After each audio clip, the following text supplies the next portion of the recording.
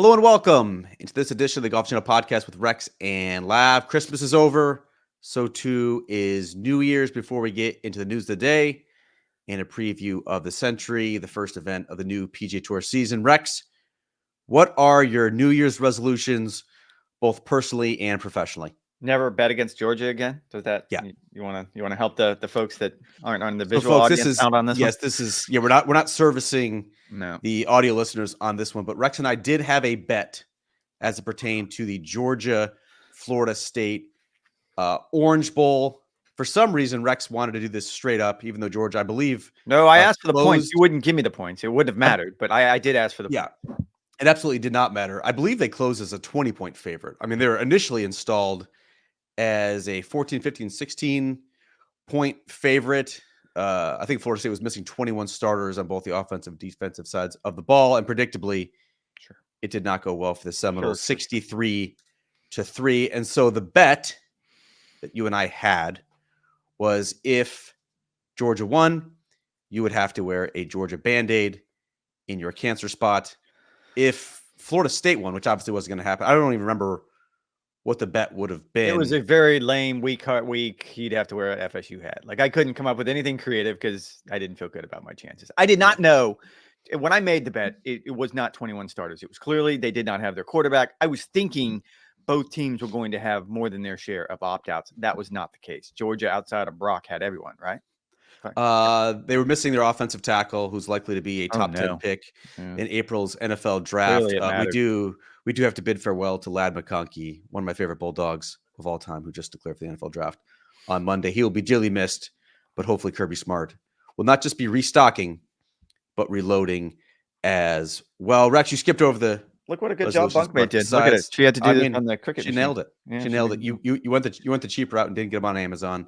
So we do appreciate Bunk's handiwork on the Band-Aid. How about the New Year's resolutions? You had a whole day to think about it. What do you have for us?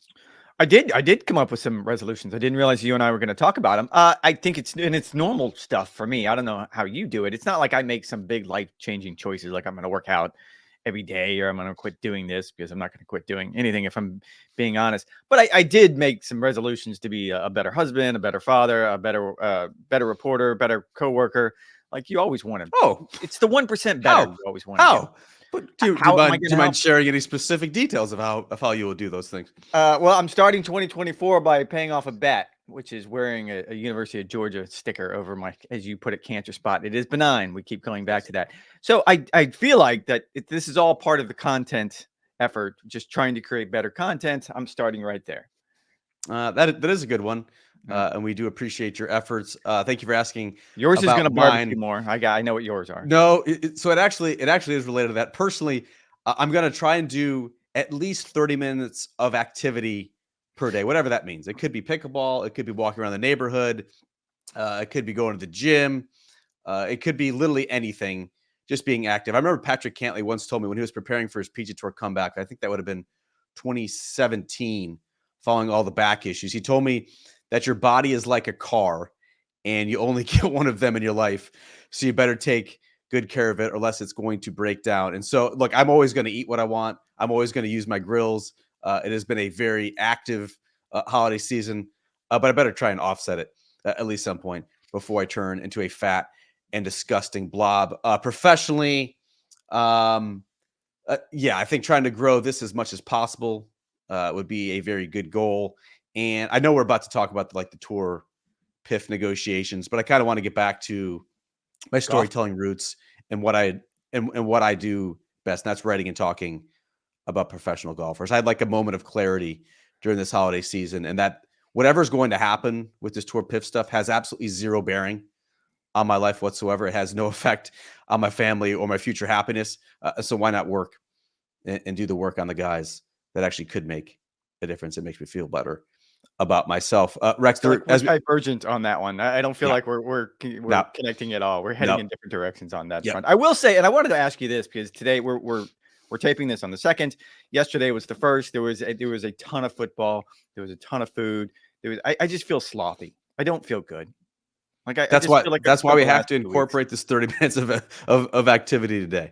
I worked out every day over the break. Like I don't need to make a resolution. Like I'm going to work out anyway. I'm going to go play pickleball. I'm going to play golf. I'm going to do something. That's not even it. It was like yesterday. The first was just such a, because you couldn't, like, from the time that they turned game day on, came up at whatever 10 o'clock in the morning, until the time the last game ended with Washington and Texas, I really didn't walk away from the TV.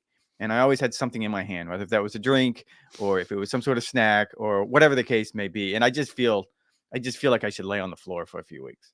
Yeah, I mean, I'm with you at this point. We're recording this on Tuesday. Like, we had a party at the house for the Georgia game on Saturday. We had the Jags game on Sunday. Obviously, we know what that means in terms of tailgating. Yesterday, I played golf, and then, as you mentioned, sat in front of the TV for several hours on end. This isn't even a brag. Like, I've had at least one drink for so many consecutive days that, like, I think we just need to, like, push the reset button. I think we need to sweat this out. We need to start over, just take a little bit of a break, and just let my body cool out. Like, we had prime rib last night, and it's just this enormous hunk of red meat. It cannot be healthy to consume as much as I have over the holiday season. I'm not going to stop doing it, but again, just do 30 minutes of something and try and offset it and get the car fluids running as efficiently and effectively as possible. All right, Rex, as I mentioned over the break, there was a little bit of news. At least there was an update on the PGA Tour PIF negotiations that, of course, had the December 31st deadline as outlined in the framework agreement. I actually found this hilarious, but the tour literally waited until December 31st at about 5 or 6 p.m. Nope, 5 p.m. evening. It was 5 p.m. Okay, It was 5 p.m. on New Year's at Eve 5 p.m. to provide an update to the membership. I found this to kind of be the bold-faced headline coming out of that memo from Jay Monahan, the PGA Tour commissioner. Quote, "We are working to extend our negotiations into next year based on the progress we have made to date." Does not outline a specific new date for a deadline. You would think they would want this wrapped up by the Masters. Actually, you'd think they would want this wrapped up the month before at the Players' Championship, the PGA Tour's flagship event, and where they tend to like to roll out their bright and shiny new toys. What'd you make of this? Well, the timing got me first. I think you and I both have talked about it. I have numerous sources at the tour that have told me all along that December 31st was very much a soft deadline, that they just put it in there as sort of a benchmark. I've been told that in these types of negotiations, you have to be working towards something. They can't be open-ended, because if not, the lawyers will let this go on forever. So in this particular case, they had to put something in there. I also was told, like, this is very complicated. So even if they did come up with something before December 31st, it wasn't going to be detailed. We weren't going to know exactly what the new entity was going to look like. It was going to be more of a financial agreement at that point. The fact that they kicked the can is not surprising. I think we saw it coming for a long time. The fact they waited until 5 o'clock on December 31st. I mean, I just happened to be staring at my phone when the memo landed in my inbox, and I was just kind of shocked by it, because I had kind of assumed at that point that, oh, they're not going to make any announcement, that they're just going to wait until next week, and then they're going to come out and say something, that they're going to continue to try to work towards an agreement, whatever the case may be. It leads me to believe, well, I think we can sort of take two things from the fact that they did this at 5 o'clock. One, that the negotiations went to the wire, that apparently they are continuing to talk. There's no reason to wait till 5 if you aren't having conversations. You could have done this a week earlier and saved everyone a lot of waiting and a lot of heartache. The other half of this is the wording of the memo that you just pointed out. And that's what I took away. It's not as though the memo said, oh, we're kicking the can down the street. It was, okay, the initial deadline is December 31st to reach an agreement. We are working to extend our negotiations. I didn't know how to really write that on, New Year's Eve at 6 o'clock. And as I've just pointed out, I'm a little slothy. Probably had a cocktail or two, if I'm being completely honest. I did not read that with the idea being, oh, like this is definitely going to into next year. They're going to continue negotiations. We are working to extend the deadline. We have not extended, past tense, definitive. We are working to extend. We didn't see any update from Liv. We didn't see any update from the PIF. This is the PGA Tour saying we are working to extend. I found that actually interesting as well. Words are important. And in this particular case, I think the wording of that is interesting. Look, we're going to continue to watch this. From all indications are there isn't a new deadline as of yet. I would expect there to be one. And we'll probably hear more about that as we get into this week at the Sentry. But man, I mean, everything about it was a little weird. Well, and everything about this since June 6th has been a little weird. But the fact that it was 5 o'clock on December 31st. I mean, I had been told all along that, yeah, that's not going to happen. That's not the way these things worked. And that's exactly how these things worked. The big question that I have, Rex, after reading the memo, after seeing how this has all gone down, after seeing kind of no indication from the LIV or PIF side, and I don't think it's a question that's going to be answered anytime soon, is do they have some sort of moratorium on poaching more PGA Tour players? Like, LIV could continue to strong arm the PGA Tour in negotiations by plucking off a handful more guys to round out its 2024 roster. LIV's not playing its first event for another month. If you wanted to keep putting the squeeze on the tour, you would continue to go after these guys until the tour is in a position that it absolutely has to acquiesce to whatever LIV and the PIF is asking for. I'm not sure if by working to extend the negotiations, if that's some sort of clause in there where there's some sort of détente, but I would find that very interesting, because if these are ongoing negotiations, if it could still be contentious, I still believe that PIF could even apply more pressure on the tour. I don't think so. And this goes back to the original framework agreement that was written in there that, they wanted to do away with the poaching. They wanted some sort of peace, at least during these negotiations. And the DOJ pushed back on the language. They just didn't like the language. So the tour took it out unilaterally because they knew they didn't want to create any more red flags than this had already created. My guess is they're not going to suddenly add it in there now. It's not as though the DOJ is going to like it any more now than they would have 6 months ago. No, but I'm saying, like, if they have to add, they've got to fill out Jon Rahm's team. Anyway, I think we discussed this. I mean, I think it's safe to say one of those players is probably going to have come from the promotions event. And then the other two, I mean, we can figure out whatever combination of rumors that we've heard. They're going to fill it out before the negotiations are over. I don't think at this point, Jon Rahm was all the chips in the middle of the table. I don't know if you can come up with another chip that's really going to make that big of a difference, because the message was clear. You don't need to say it any louder. Like, we're here to stay. Maybe, but I just think if you're at the finish line, if you're continuing to negotiate up until 4:59 p.m. Eastern time on New Year's Eve, and you still continue to poach players from the PGA Tour while you're this close, to me, that would not be operating in good faith. I'm just curious if there's some sort of like handshake agreement. I'm not sure there's anything formal, any sort of legal clause, but if there's just kind of an understanding, hey, I think we're good here. We're not going to continue to make any more runs at player XYZ on the PGA Tour. And I think, and again, this goes to the idea that these negotiations aren't going to be done by the time they play the first event. So there's going to be other players that go. Now, who are those players? It could be just random Asian Tour players off the international series. That would be the easiest and most straightforward way to do it in the short term. I don't think John wants to do it. No. My guess is he wants a team, and he probably has his 2 or 3 players he has in mind that he wants to go get. And it doesn't sound as if whatever's going on between the PIF and the PGA Tour is going to stop that, at least in the short term. And I do think that is a good segue, Rex, to the Sentry, which is not just a winners-only event on the PGA Tour, but Jon Rahm is the defending champion of this event at Kapalua. It's now a signature event on the PGA Tour for the top 50 plus. So I think it definitely has, at least on paper, a different feel to it. There's no Rory McIlroy, per usual. He will start his year in the Middle East. No defending champion this week, as we just mentioned, Jon Rahm. It does feel at least a little more real, Rex, not seeing Jon Rahm's name on a PGA Tour field list. What do you make of that? What do you make of kind of the lack of star power at the very top for the kickoff event for the PGA Tour season? Well, I think you say it's a lack of star power, but technically just one player who's eligible didn't show up, and that was Rory. Technically, Jon Rahm was no. Those are 2 of the 3 best players in the world. No, I agree. And so it's a 59-player field. And so at most you were going to have 61 players. And those other 2 were going to be big players.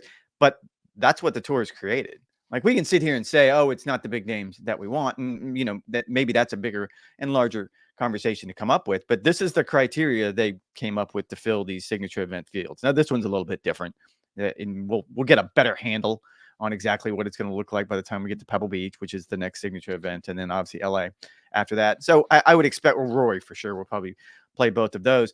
But this one's different, and it is a bit of a litmus test. I mean, I think we've talked about this in the past. I haven't covered Maui in a long time. This probably was the year to go out there for no other reason than you want to see, are they going to be different? And from a field standpoint, I think we can both agree that probably not. It doesn't, yeah, you got about 20, 15 more players in the field than what you normally end up with, but it's not as though there's names in that field that you're going to be like, oh yeah, I'm definitely tuning in. I'm definitely tuning in because I love Maui and I love Kapalua. I think it's a cool way to start the year. But no, it doesn't have whatever it is the signature events are going to become. That doesn't feel like the end product right now. And in fairness, 59 out of 60 eligible players. Like there's nothing else the tour could have done. So I'm not quite sure what else they could have done, but it doesn't feel special yet.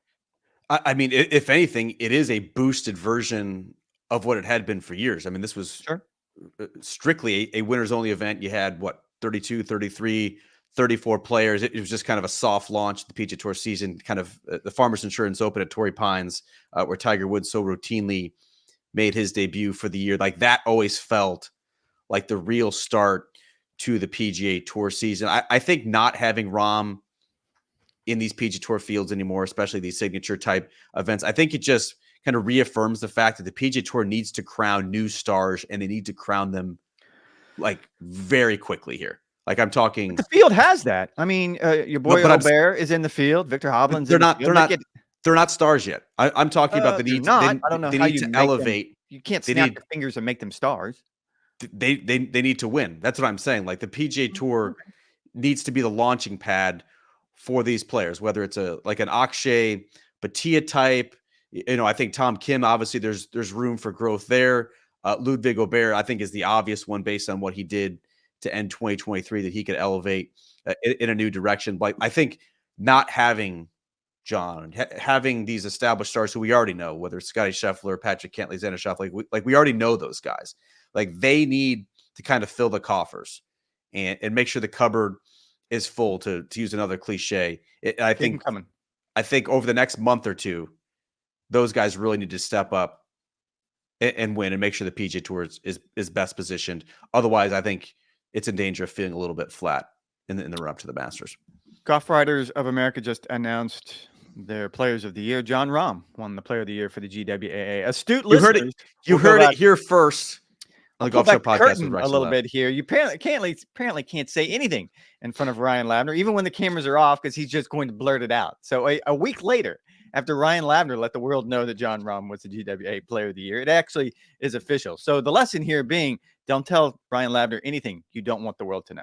That's the number one rule. Also, keep in mind that the PGA Tour season is about 48 hours from starting, and yet we do not know who won the PGA Tour Player of the Year. That's fascinating. For 2023 or the 2023 Rookie of the Year. What does that mean?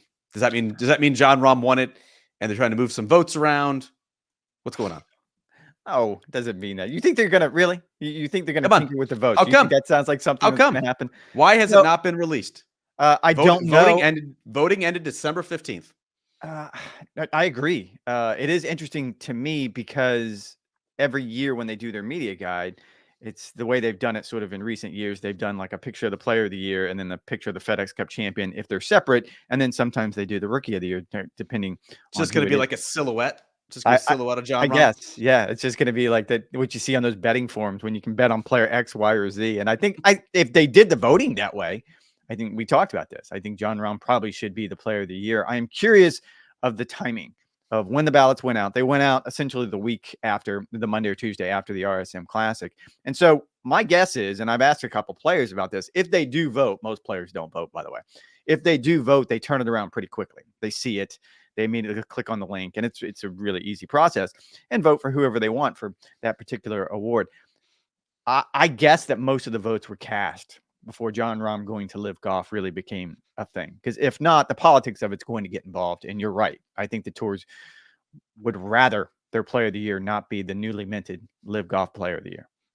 I mean, maybe they are waiting until this week to present it to Scotty Scheffler in person. That's certainly a possibility. Sure. Scotty, to me, would be the second most logical choice for winning PGA Tour Player of the Year. Not to suggest there's anything nefarious going on, but that's obviously reasonable to assume that that could happen. I do think that Jon Rahm most likely won that award, and it will be delicious to see how this all goes down. Rex, how about some storylines to watch this week? Scotty coming off the win in the Bahamas, his first full tournament with putting coach Phil Kenyon in his stable. He wins against the 20-man field at the Hero World Challenge. Obviously, Victor Hovland coming off that insane back half of the year, which culminated with the FedEx Cup title. Colin Morikawa is another name I'd throw out there. He was up by 6 last year, of course, and blew it to Jon Rahm, looking to avenge that. He also won in the fall at the Zozo Championship, a guy that you had pegged to fall outside the top 25, but is now firmly inside the top. I was looking good for a while. 15. What's the storyline you're looking to watch this week at Kapalua? Last year, Scotty Scheffler was named Player of the Year on September 10th, to give you some sort of reference on that one. So they're not only are they late, but they're historically late on that front. I'm going to go with the younger players, because that, like, when I was going over the field, the Maui field this morning, like, it's, in my mind, this is that stepping point. You're right. Like, okay, now do it in Maui. Like, Aubert did it at the RSM Classic. You did it at the Ryder Cup, which is, I don't know if it gets more pressure than that, but you did it at the RSM Classic. Now it's time to do it in a signature event. Certainly Victor Hovland would be the guy you would watch because of the way he finished last season. I don't know. Scotty doesn't strike me as someone that comes out fully versed after a couple of weeks off. He seems like he's like you and I. He probably is more like you and I on that respect. That he literally just won in the Bahamas after taking 6 weeks off on the Ryder Cup. And my guess is that he has not touched a golf club since the Bahamas. So he's probably going to come out a little slothy. So I would expect one of the younger players, and we've talked about him, just like you and I, just a little slothy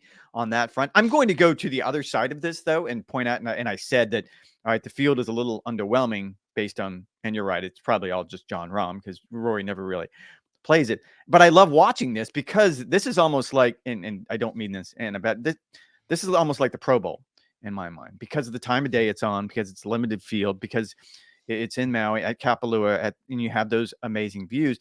And it's always one of those golf courses where guys just stand on tee boxes and swing as hard as they possibly can. 8 out of the top 10 drives last year on the PGA Tour all came at Kapalua. It is just a driver fest. Guys are out there swinging from their heels, and it's just entertaining to me.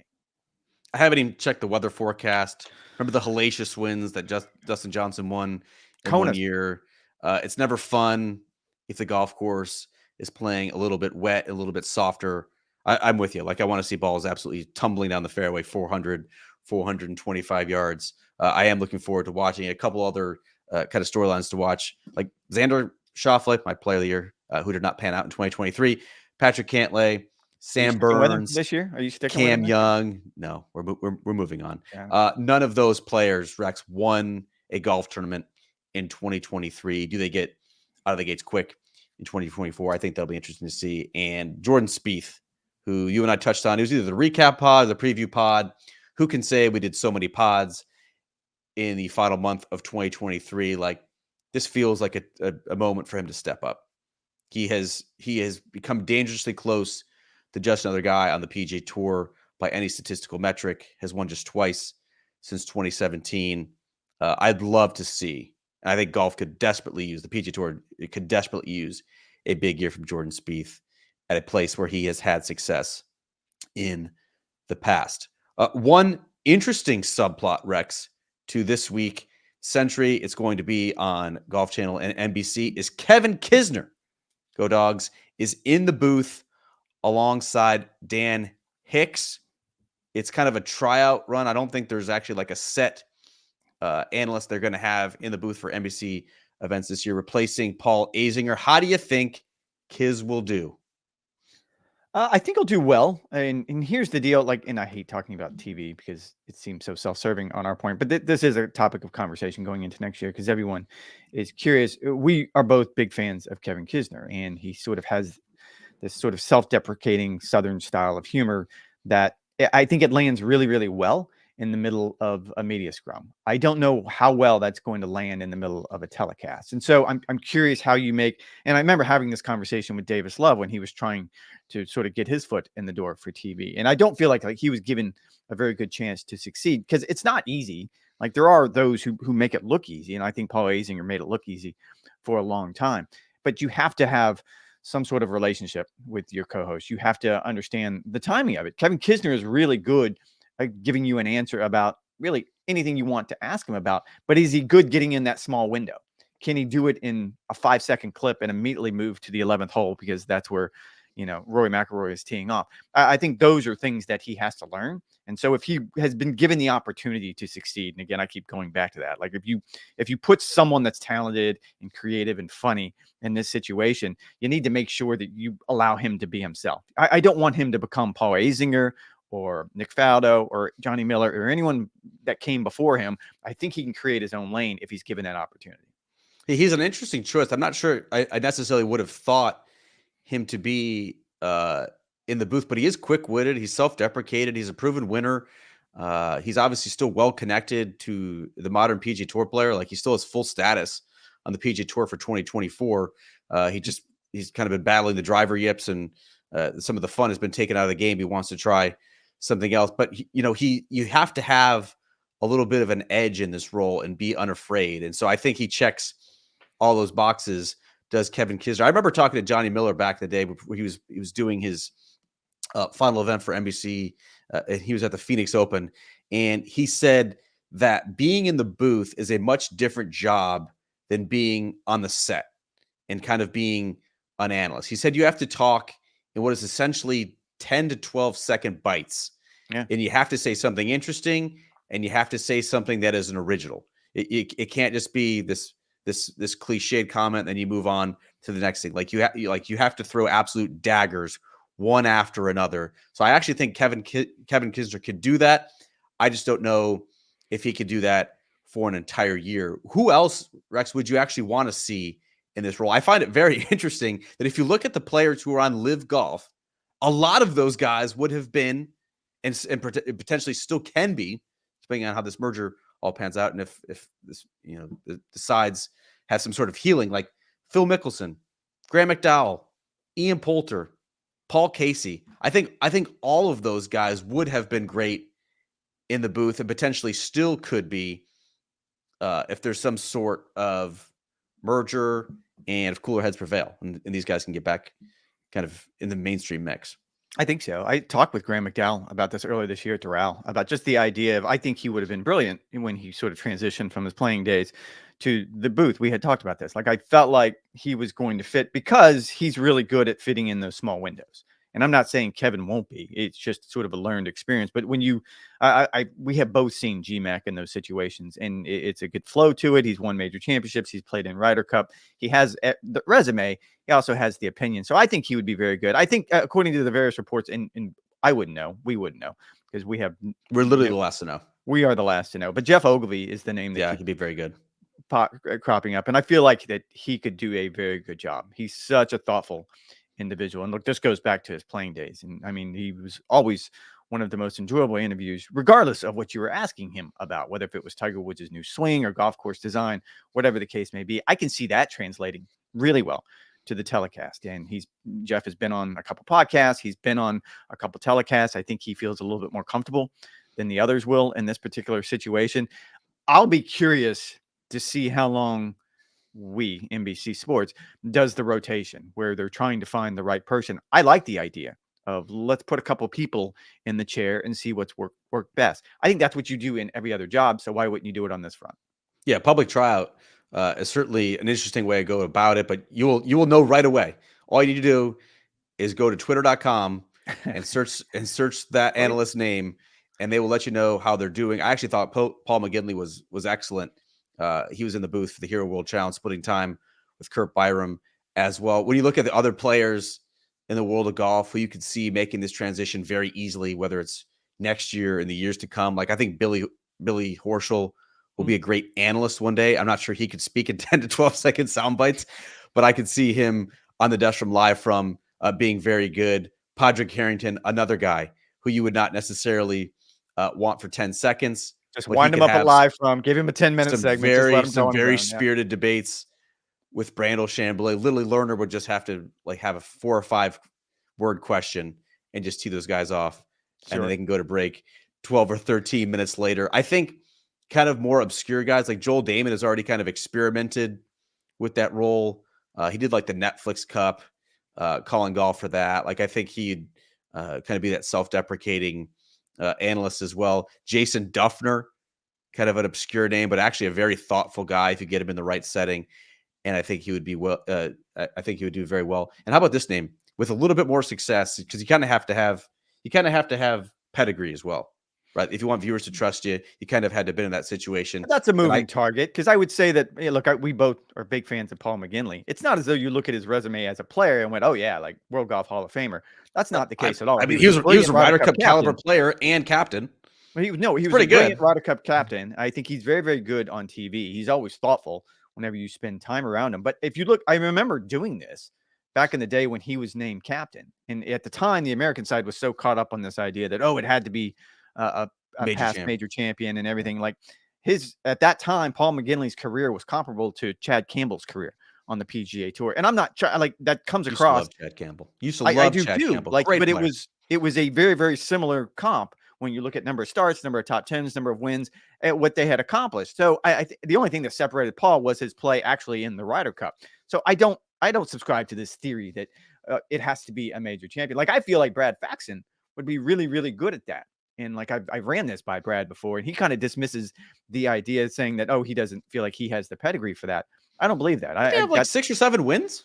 He does. Absolutely. But I think more like when you start talking about who's going to take that Paul Azinger mold or job, like then you start getting in, we get caught in this idea that, he's got to be a major champion, or, he can't pull it off. I don't believe that. Yeah. I mean, that was always the rush to kind of anoint David Duval. And I thought David Duval was very good at times on television, but here's a guy who was a former world number 1, a major champion, stared Tiger down head to head, like in that heyday. And he was kind of the guy that they wanted in that booth. I think on the opposite end, and where I was kind of going with this is I think Bo Hostler would be a phenomenal golf analyst. I don't know if he wants to do it. He's still very young in his career. He's still in his 20s, but that's kind of an obscure name. Keep your eye on Bo Hostler over the next couple of years. I think he could be terrific. Wex, anything else? That's an ultimate hot take from you. I told you. Throw it out there, because no one's ever going to circle back around 10 years from now. We're gonna circle back on this June 2nd, 2024 podcast. I'm like David Duval, one end of the spectrum. Bo Hostler, very much on the other end. I think they could be both terrific at their jobs. Both very big golf nerds who can articulate their points very well. How about that? And again, I hate talking about TV because it feels so self-serving, but I thought of you yesterday during game day. Were you watching game day and you want to see what your boy McCaffrey did? I was playing golf. His McAfee. I'm sorry, McAfee. Christian McCaffrey. He'd be very good at it. Is the running back. Pat McAfee is who I'm talking about. He had himself a day. You need to go back and check. Oh no, I saw the clip that has gone. Yeah. We will not. I was watching it live. I had to rewind it like 3 times. Like, what just happened there? I mean, it's everywhere now. If you had not looked it up, it has to deal with naysayers. Very, very funny. And good television. I will say that's why Reese is the best at what he does. Like, we have some really, really good ones at our shop. You and I are big fans of Steve Sands. Clearly, Rich Lerner is the alpha on our side. But watching Reese sort of wade through what was a minefield that could have exploded in so many different ways, and then for him to finally get back to the read and do it in such a professional way, and then lean into, and that's how you do a professional read when you have hijinks around you. I mean, there's a reason why inside the NBA and College Game Day win sports Emmys each and every single year, because there's great chemistry, there's great trust. You can kind of tell the relationships that they've forged over years. It just kind of permeates through the television. That was another one of those moments. I also think a good reminder for us and fellow TV heads, like, this is not rocket science. We're not curing cancer. Like, it's okay to have fun. We're merely talking about it golf. Is okay. Anna, I want to throw Anna and Kara. Like, now I feel like I'm leaving someone behind. The only person we're not leaving behind is Todd Lewis. I feel like I can leave him behind. But we have some brilliant folks on our side. But Reese, I mean, that was chef's kiss the way he just finished everything out and put a bow on it, little smirk on his face, got through the minefield. No one got blown up. Let's toss. Let's be done with this. Guy's just trying to read the teleprompter, and all of a sudden he is navigating landmines. Rex, final week of the NFL season on deck. The national championship game on Monday. We'll be potting after that on Tuesday, what's on the grill? Are we going to pod about the national championship game? Is that what we have to do After, now? yeah, we have to have some sort of material. Assuming that what happens at the Sentry will not be able to occupy 45 minutes of our time.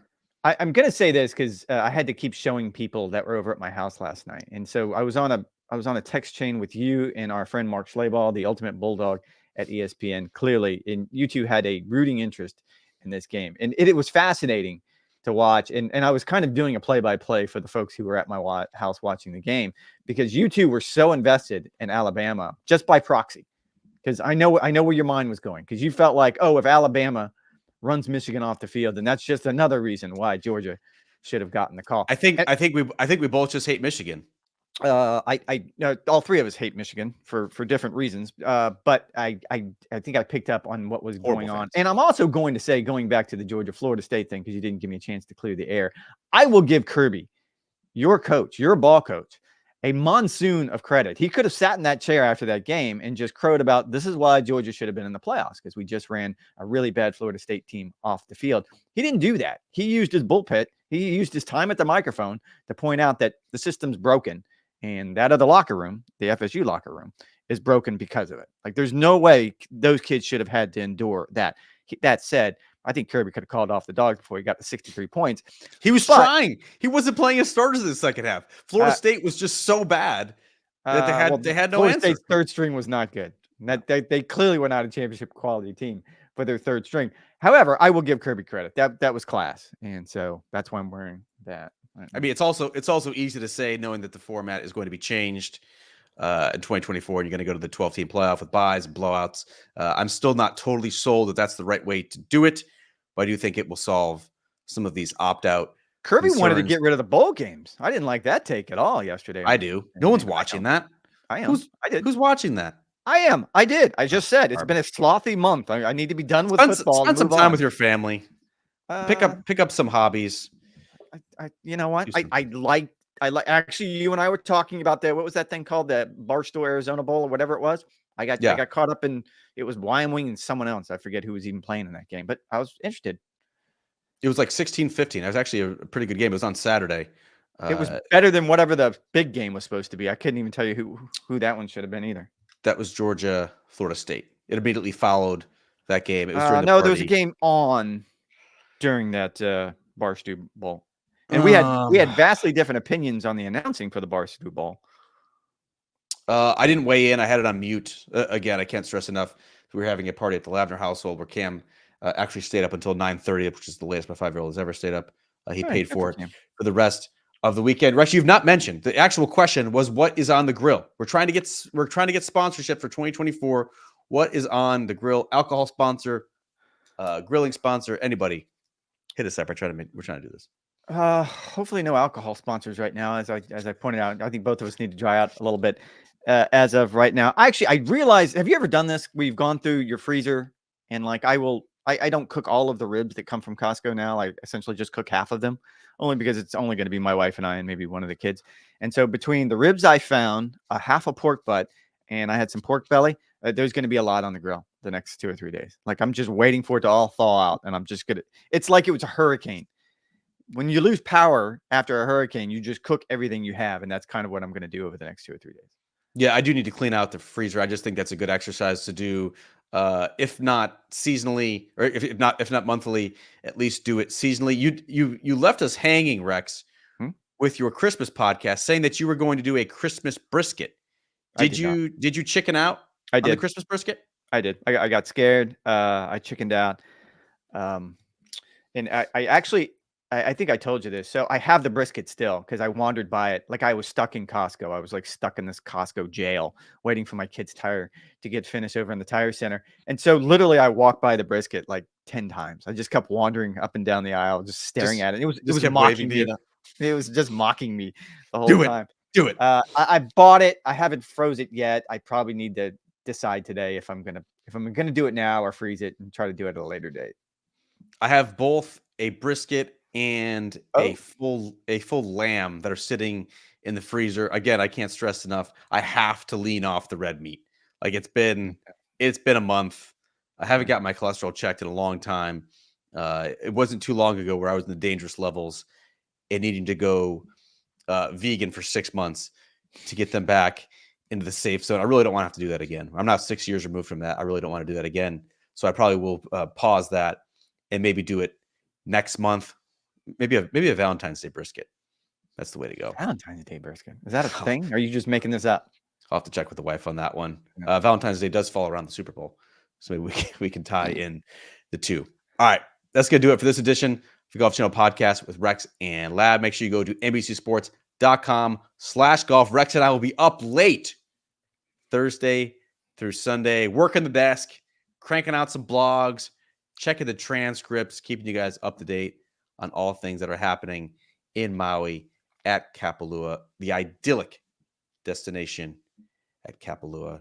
Can't wait to see that on our television screen starting on Thursday. But thank you guys for listening. We'll be back next week for a full recap, the National Championship game, and the first PGA Tour event of the season as well. Have a great week. Mahalo.